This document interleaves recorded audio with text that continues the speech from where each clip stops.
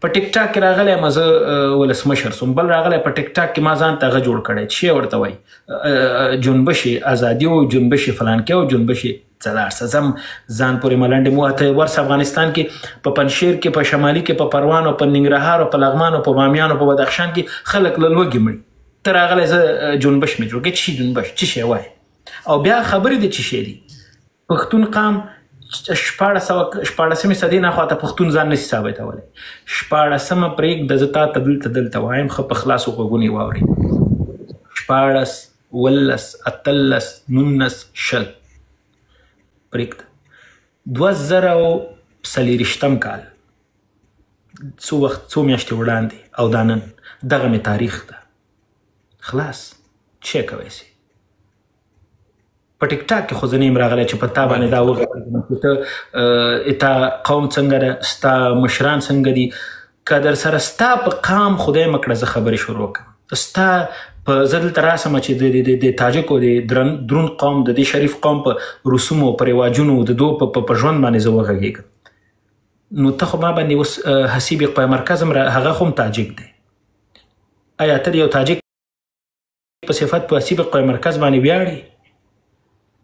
تا خو دا خو نه سو، دا خو په هر قام کې په هر ټبر کې خلک شته دي، هر ډول خلک شته. په پښتنو کې مونږ کرزی درلوده. زه شخصا د یو پښتون په صفت د کرزي پښتون باندې نه ویاړم. هر چا کې خو بد سته دي، هر څوک خپل ځانه رسمونه رواجونه لري. ځان نه ماشومان جوړ کړی په ټیک ټاک کې ناست دي.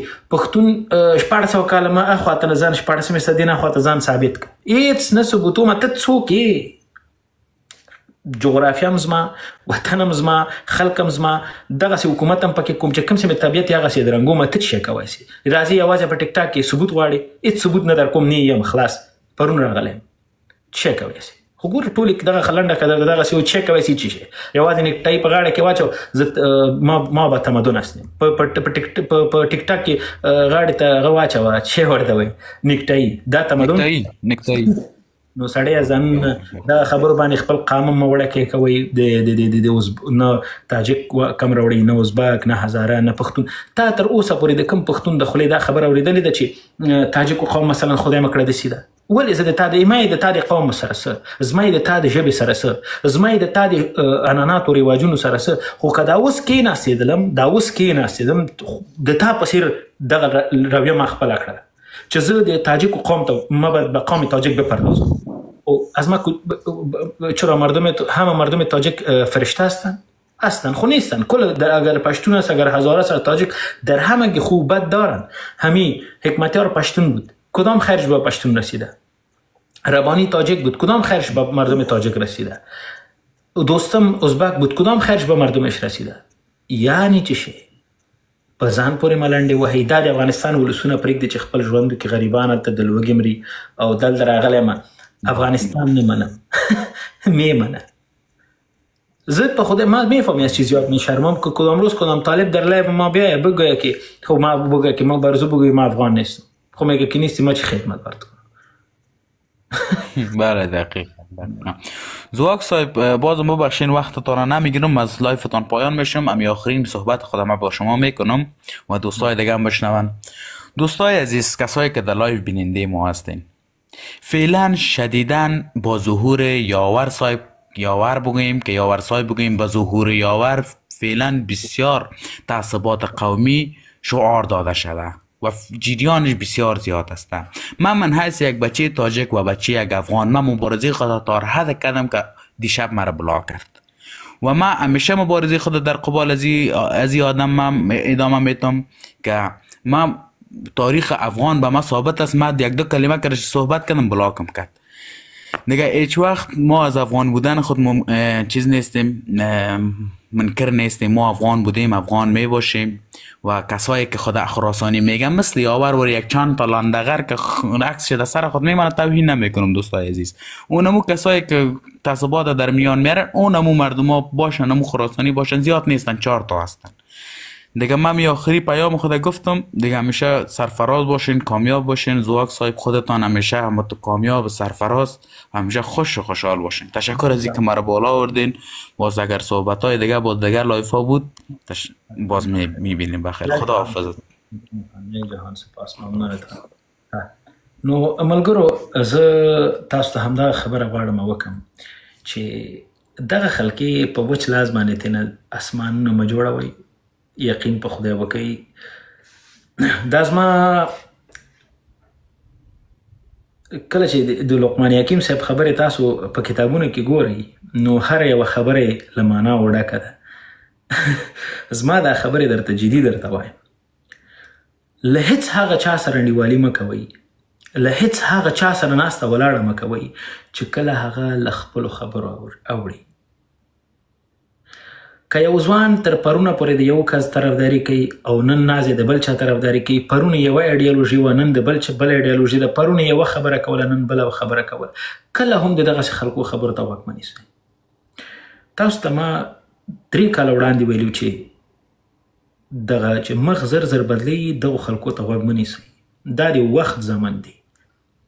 تاسو ته زه په لایزال رب قسم خورم همدغه ځوان چې مخکې ده ورته نوم واخیسته د تعصبات وکړل قومي تعصبات ته لمن ووهه هېڅ نتیجه یې ورنه کړله او آل اف سرن یو ځلې بیرته پروګرام بدل سو، ذهن بدل سو، وایي راځئ چې ملي ګرایي وکړو، وطن دپاره وغږېږو، موږ وطن په مشکل کې ده، دو وطن مستي، وطندار مې او خبرې.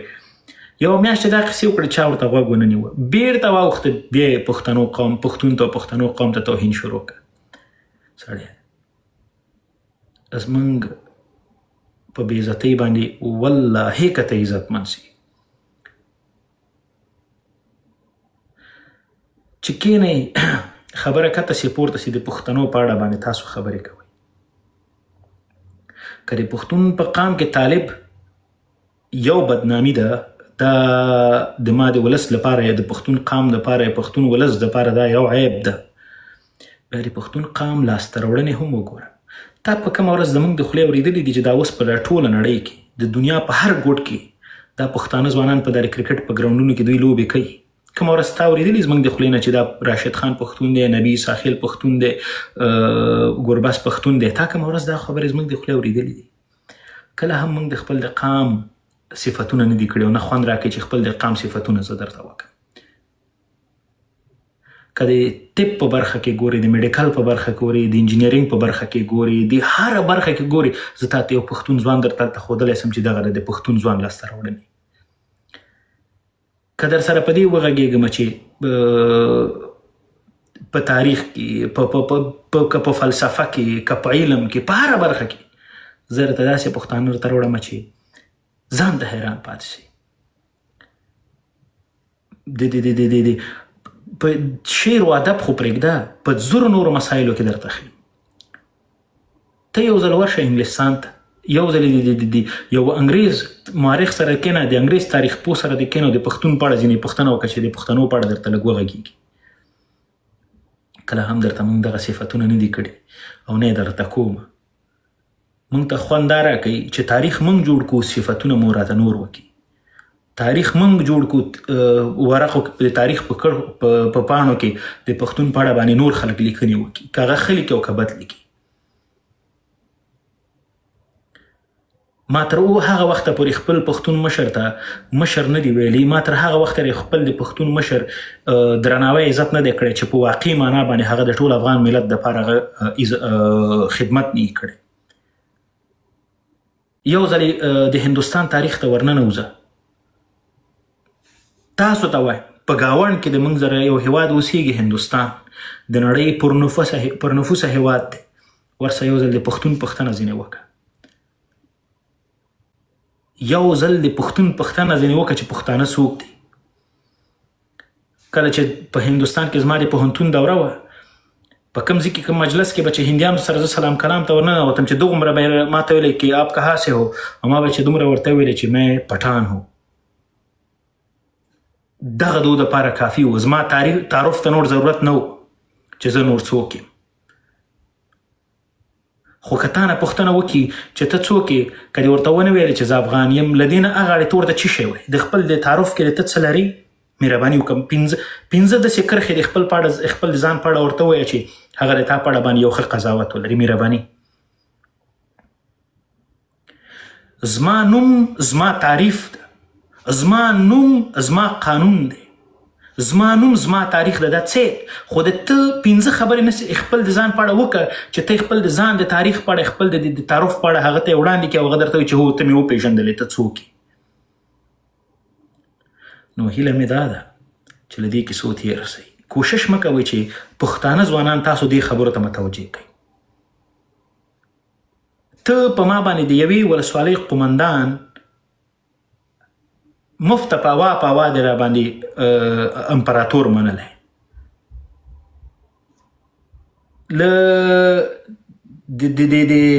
د تاجکستان سرحد ته هم نه دي رسېدلی.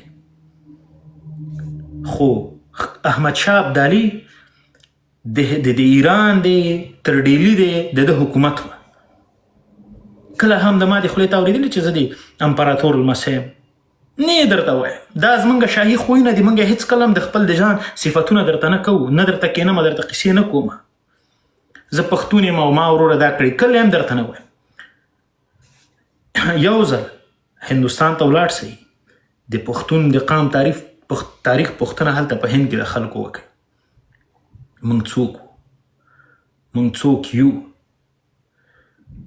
چې راشئ پښتانه تاریخ نه لري، پښتانه شعر و شاعري نه لري، ښه غوږ ونیسه. تا ته دغلته چې دا کم ځوانان دلته د متعصبین ناځي تاسو ته وایم. کله چې د احمد شاه بابا په دربار به ورننوتلې، کله جلال پورته کوم دی یوه دقیقه ښه دا موضوع باندې ما ته بیا دلته غږیږو. کله به چې د احمد شاه بابا دربار ته ورننوتلې، هغه پښتون وه. هغه کولی سو چې هغه تعصب کړی وی، ویلي وی چې په دې دربار کې یوازې به په پښتو شاعري کوئ، یوازې به دلته پښتانه راته راولئ. خو د احمد شاه بابا په دربار کې به د ژبې شاعران به راوستل، ویل کېنئ شعر و شاعري وکئ. لیکوالان به قزلباشان ولکېنول، به لیکنې تاسو قزلباشان وکئ.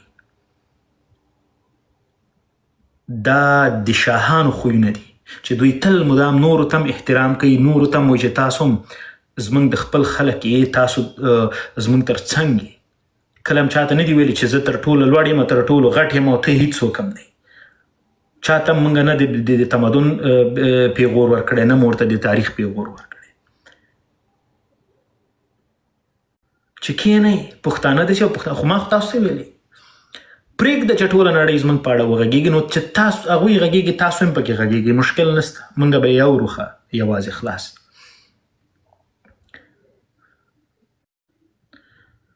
نو کوشش مه کوئ چې پښتانه ځوانان تاسو دې ته مجبوره کوي چې دلته راشي، تا ته د خپل تاریخ په اړه وغږېږي، د خپلو مشرانو په اړه درته وغږېږي، په خپلو افتخاراتو او ویاړونو باندې درته وغږېږي. پوه شوئ؟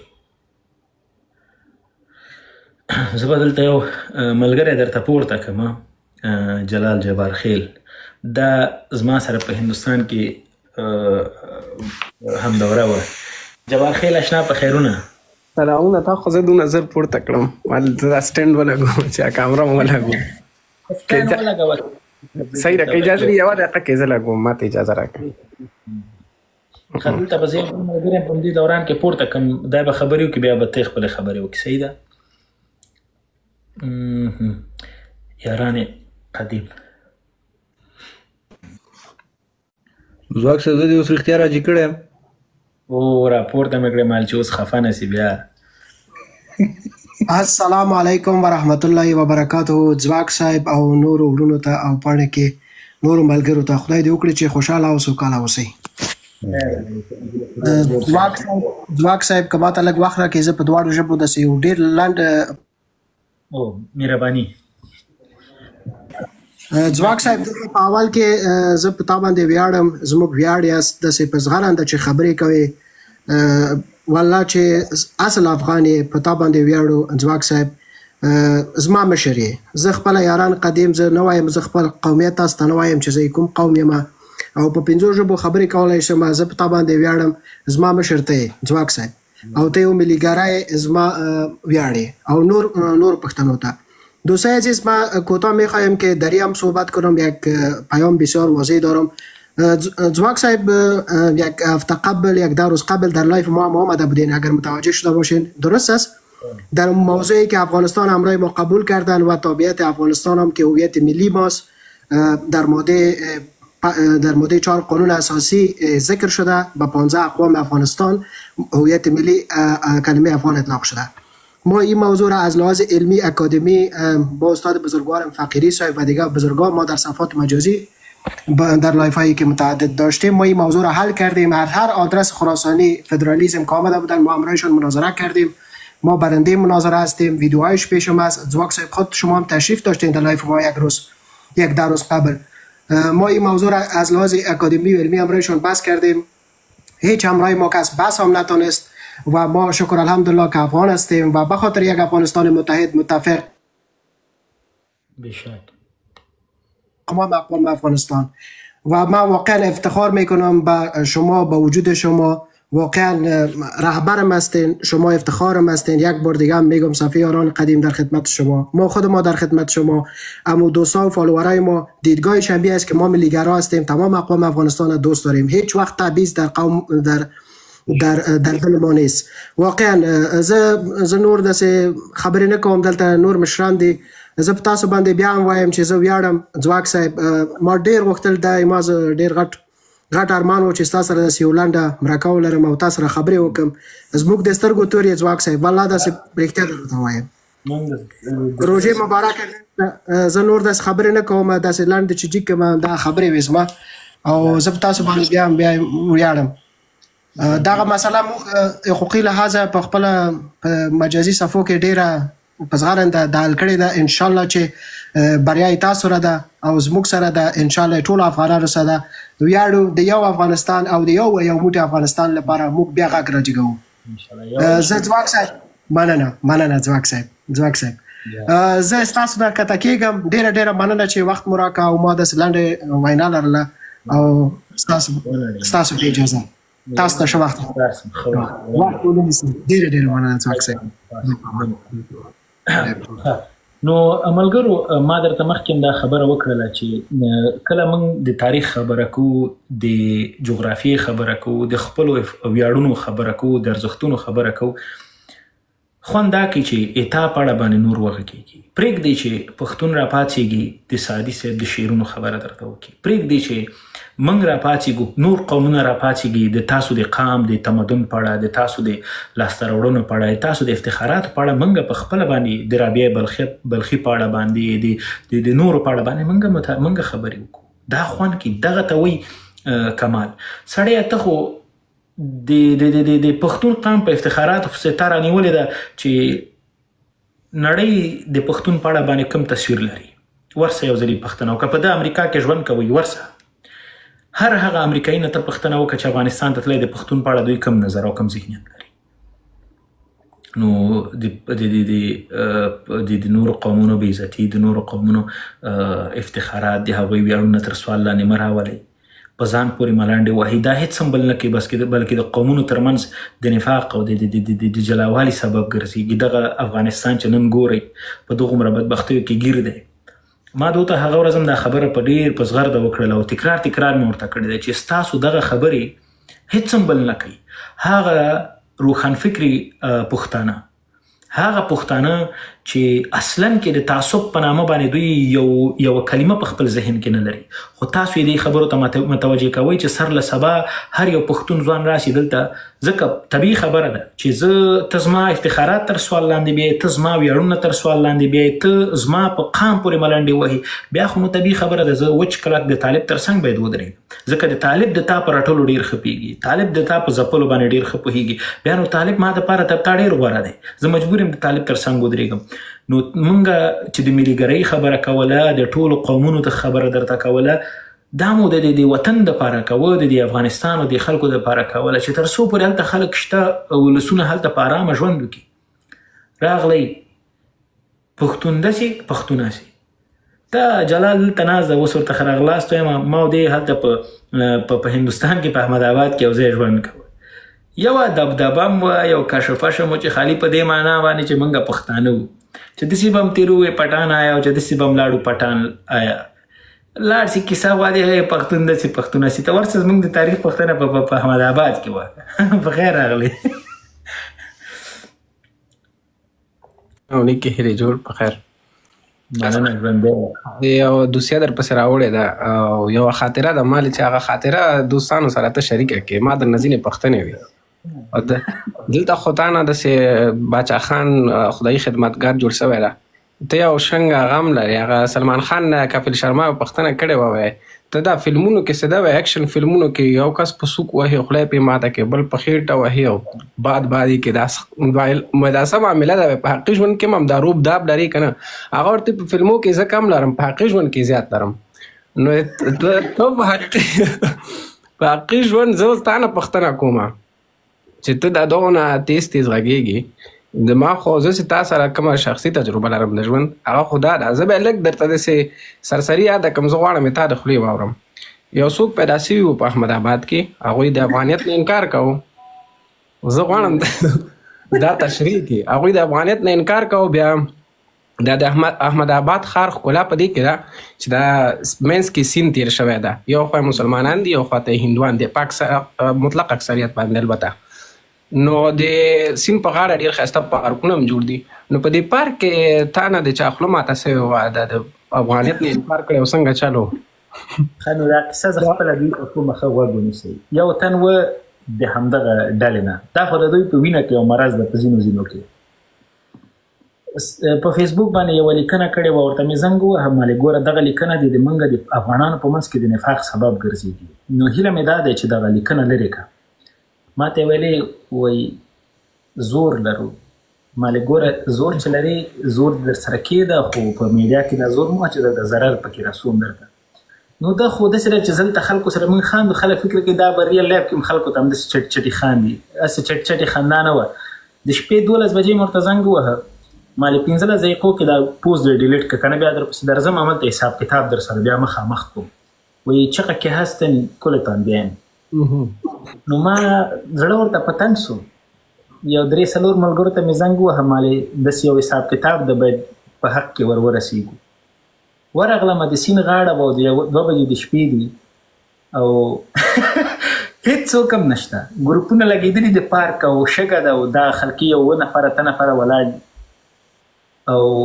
داسې ښه داسې یو سم درس مې ورته هلته ورکړ داسې ښه درس داسې ضعیفه درس نه داسې درس مې ورکړو چې یو ځوان یې تر یوې هفتې پورې تورې چشمه کې اچولې ځکه چې هغه سترګې هغه توروالی هم داسې په دې سترګه کې پاتې داسې مې ښه درته برابر کړل او بیا مې ورته ویلې چې مالې پاینده کې داسې کار ونه کړي یو جالبه نقطه تا لږ مخکې خبرو کې مې یاده کړه زه د تعصب موږ تاسو کې نشته ده ما څونه مجلسونه موږ کړي دي دا سیاسي مجلسونه هم کړي دي ادبي هم کړي همداسې ګپ شپي هم کړي دي موږ او تاسو په دې ملګرو کې د هر قوم هلکان ول ازبک به مو تاجک به مو هزارګان به ما خپله ډېره ته موږ تاسو هزارګان ملګري مول په موږ کې دا تعصب نه و خو زه د تعصب په بنیاد دا خبر نه کوم په انډیا کې تاجک څوک نه پیژني د یو افغان په توګه لکه که ته ورته ووایې زه تاجک یم هغه تا نه پیژني چې دا څوک دي تاجکستان نه یې درته به حتما دا پوښتنه درنه کوي که ته ورته وایې زه هزاره یم نو تا نه پیژني څوک خو که ته ورته وایې زه پټان یم نو هغه تا داسې عزت کوي چې زه سلف دا تاسو لاړ شئ انډیا کې تجربه کوي هغه تا د امریکایي نه زیات عزت کوي موږ خپل هم په هغې وخت کې نه پوهېدو چې دی ولې کوي د برطانوي نه تا عزت زیات کوي د فرانسوي نه تا عزت زیات کوي چې دا څومره دوی ته خلک نږدې دي په دنیا کې د هغوی نه د افغان عزت او د پټان عزت زیات کوي او زه یو څو نقطې غواړم ذکر کړم په ډیلي کې به چې کله موږ به افغانستان ته تلو اتلو ډیلي کې به موږ یو شپه نیمه راتلله زه په ډیلي کې یو ورځ ګرځېدلم د ډیلي تاریخي اثارو باندې مالې زه ته یاره ورځ لري راځه وګرځه په ډیلي کې چې څونه د افغاني پاچاهانو اثار دي د همدې څونه چې د مغولو دي په همدې ترتیب د افغاني پاچاهانو اثار هم دي دا ماسټر صاحب راغی دی به م خپلې خاطرې او تجربې شریکې کړي یوازې سوري خاندان سوریانو 400 کاله حکومت کړی ده او سوریانو یوازې په هندوستان باندې 400 کاله حکومت کړی محمود غزنوي د غزني نه په پیل باندې سومنات ته تللی ده په اسانو په پیلانو باندې سومنات د موږ احمد آباد نه چې چېرته موږ پکې اوسېدلو د هغې نه 350 کیلومتره لرې ده 350 کیلومتره د احمد آباد نه لرې ده نو ته اندازه لګوه چې هغه د افغانستان نه په پیل باندې یا په اس باندې سپور ده هغوی ته هلته درس ورکړی ده. هغې نه اخواته د سومنات په داسې سومنات بیا داسې یو ځای کې جوړ ده چې هغه د بحر غاړه ده. هغې نه اخوا هندوستان ختمیږي نسته ده، یعنې دوی تر اخري سرحداتو پورې ورغلی ده او درس یې ورکړی ده ورته. خبره دا ده چې موږ او تاسو موږ کې لویي ده چې موږ دوی د سینې لاندې را لوی کړي دي یا ورته وخت ورکړی ده. ځکه موږ د دې حقیقت نه انکار نسو کولی چې د هزاره قوم ریښه د افغانستان اوسنۍ جغرافیه نه ده. دا یو ځمکنی حقیقت ده او دا بغیر له تعصبه زه دا خبره کوم. هغوی د افغانستان اصلي اوسیدونکي نه دي. تاریخونه ډک دي، مطالعه کې خپله ترې پوښتنه وکړئ. اوس هم د چا تخلص چغتای دی، چا یو شی دی، چا بل شی ده. نو خبره مې دا کوله چې د هغه یو خبره زه کوم، نور دوستان به خبرې وکړي. موږ په تاریخي لحاظ باندې که انګریزان دي، که د اوسني امریکایان دي، که هندیان دي، که هر څوک دي، موږ د افغان په نوم باندې پیژني. د دغه جغرافیې خلکو ته افغان وایي. ځینې تاریخ پوهان وایي چې افغان یې پښتنو ته ویلي، ځینې تاریخ پوهان وایي چې نه، په دې جغرافیه کې میشت هر څوک هغوی ته افغان ویلي. اوس دغه بحث اوس باید د تذکیرو کې چې دغه د افغان ذکر کلمه دونه مهمه سوه، د هغې علت څه و چې ته باید نیشنلټي ولري، ته باید ملت ولري چې د کوم ملت پورې ته تړاو لري.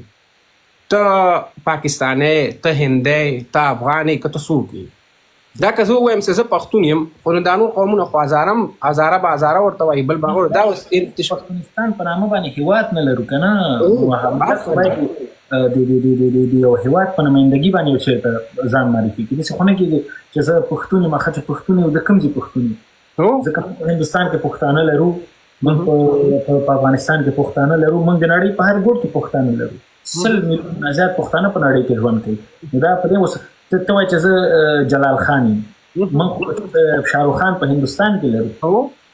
لکه دا ورځ هم داسې یو مجلس کې ناست یو هندي، موږ هلته هندیان به اکثره دا پوښتنه کوله چې تاسو مثلا څوک یې، ځان لږ معرفي کړي. ما به ورته ویلی حسیب مې نوم دی، زه د افغانستان یم. مطلب څنګه حساب؟ ما به ورته ویلی سلمان خان، شاهرخ خان، امیر خان، حسیب خان، دغسې سلسله ده، نور پسې ګرځه ما. باسط اشنا په خیرونه.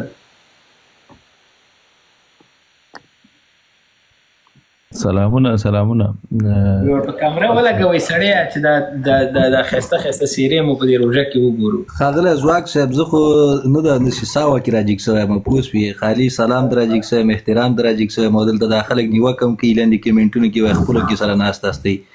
نو خوشحاله یم چې لیب کې در سره یم، او جبار خیل صاحب د باسط صاحب د خدای مراته ژوندي لره.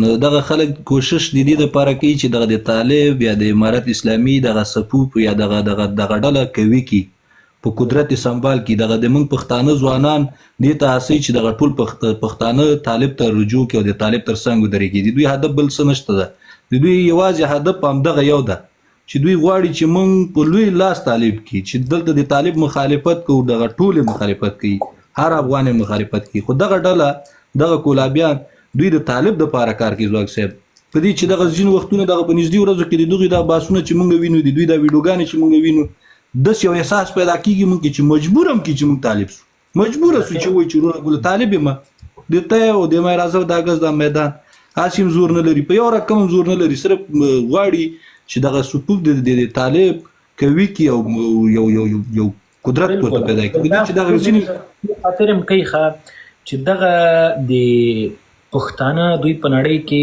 بدنامه په دې کې چې ټول پښتانه طالبان دي. دا موږ له دوی سره د هغه ځای نه ستونزې لرو، او دلته وښیي چې والا په دې وطن، په دې غربي نړۍ کې هم دوی موږ ته ستونزې را جوړولی سي. نو په دې خاطر باندې موږ او تاسو باید ډېر متوجه، د طالب سره زه ستونزې لرم، له طالب سره موږ خپلې خبرې لرو، خو نور قومون موږ اصلا کې موږ دپاره هغوی نه د بحث کوم سوژه وه نه دي، او نه به کله هم د دوی په اړه موږ کوم بحث ولرو. نو هغه خلکو باندې نه غږېږو. مننه قومندان صاحب، ثناءالله طوفان چې راغی، مننه، ژوندی اوسئ. په دې هیله چې موږ د کوم وخت تېر کړی، ونه کې به د څونه خلک مسلمانان کړي. سلامونه جلال صاحب، ځواک صاحب، تاسې ښه صحت ښه دی؟ جار سمرور باندې اوس ډیر ځان روسته یو دانه خو ما مسلمان کړی او زه به درته واقع ووایم ګورې موږ خو یو پشیان خو دا د افغان کلمه موږ سره داسې تړلې ده او جبار خیل صاحب هم د بازارګانو غوندې موږ ونه باسي ګوره غبن فاحش دی وکړه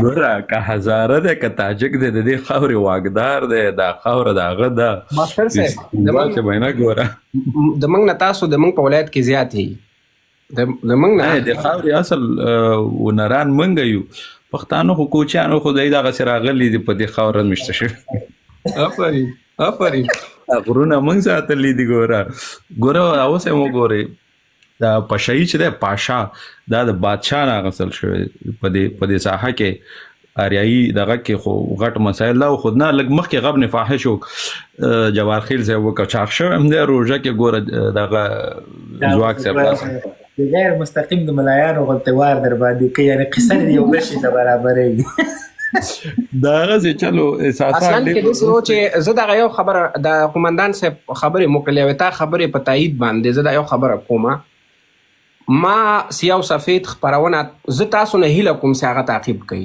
تعصب سے په جمهوریت کې زی په ښکاره درته وایم ځکه زه دا د خېټې نه راباسم دا خبرې چې دا اوس یې درته کوم د سیاه و سفید خپرونه په یوټیوب کې سرچ کړئ چې څومره د هزاره د تاجک او د بس دغه دوه هزاره او تاجک دوی سه په کوم سپینسترګۍ د افغانیت نه انکار کوه په کوم سپینسترګۍ دوی د طلوع نیوز د مایک نه استفاده کوله او د افغانستان له نوم سره ستونزه درلوده او د افغانستان نه انکار کوه په کوم سپینسترګۍ احمد شاه بابا په دې ملامتو سه تا ولې لویه امپراتوري کوچنۍ کړله او افغانستان دی ولې جوړ کړ د په نېشنل میډیا لګیا ده په ملي اتل باندې د موږ په بابا باندې سوال راولاړی دا باید په دار ځړول سوي وي دا اعدام سوي وي باید دوی ته د انرژي هغه جلسې ورکړه هغه مجلسونه ورکړه طلوع نیوز ورته ورکړه موږ باید خاموش کېنو دلته ځینې ځوانان وایي تاسو ولې دوی ته وخت ورکوئ وهلکه دوی ته زه وخت نه ورکوم دوی ته وخت ورکړل سوی و امریکایانو ورکړی و دوی پم سوي و دوی ته وزارتونه یې ورکړي وو واک یې ورکړی و وسایل یې ورکړي وو ما ورته ګورې ملي اتل چا ته ویل کېږي چا چې ملي لاسته راوړنې درلودې د دې یو ولسوالي یو انسان چې هغه پروتوکولي ده چې هغه په خپله ترهګر ده هغه ترهګري کړې ده هغه په 15,000 انسانانو په قتل عام کې شریک ده هغه نه څنګه ملي اتل جوړی او بیا د یو قتل عام کوونکي انسان هغه راولاړی تی اتل معرفي کوي او یو انسان چې هغه د دونه قومونه متحد کړل او د ما خلاصه کوي د هندوستان د مسلمانانو غم هم ورسره و ته په هغه سوال راولاړی او زه خاموش کینم موږ خو باید درکو چې د موږ مسؤلیت د یو ځوان په صفت د یو لوستي په صفت حد اقل شی ده مهرباني ماستر صاحب موږ ته درکو خو ګوره د خاور نه خلک مو باسه لږ زره گزاره په کار نور څه مساله نه ده جبار خیل صاحب لکه خپل کې د مسلمانۍ کیسه دی وکړه دغه ځواک صاحب ما د خپل خاطره را یاد کړه ګر چې اوس په پخیمانه هم یم موږ یو همصنفی او هغه سلفي و سګیره و موږ یو صنف کې د کالج علاوه موږ د کمپیوټر ساينس لږ سخت و بیا یو د پروګرامینګ یو کلاس هم اخیسته نو هغه دغه ویلي استاد دا موږ د افغان محصلینو کلاسو وایي چې څوک نومونه یې ولیکل وایي زه ټول افغانان د افغانانو کلاس شو که نه نو دی راپورته شو وایي زه افغان نه یم او هغه وخت کې داسې احساساتي به و بس د کلاس نه چې راووت او ما په سرک راکش او ګیرې سره هم چپاکه سړی چې چپه هم کوي یو غاټه مسله جوړه شوه او پونه کې ډېر محصلین به ول غاټه جرګه وشوه وایي چې د ګیرې د خبره بل طرف ته یوړه وایي چې د ګیرې ته احترام نه دی کړی په ما یې ګزار وکړو زه یې په سرک دغه کړلم او داسې یې کړم کش راکش یې کړم هغې نه بعد بیا جرګه وشوم ګوره مسله داسې وه چې دی د افغانیت نه انکار کوو او دا د هندوستان ته راغلی په څه شي دی په هغه پاسپورټ که هغې کې افغان نه و بس زه ملامت یم بیا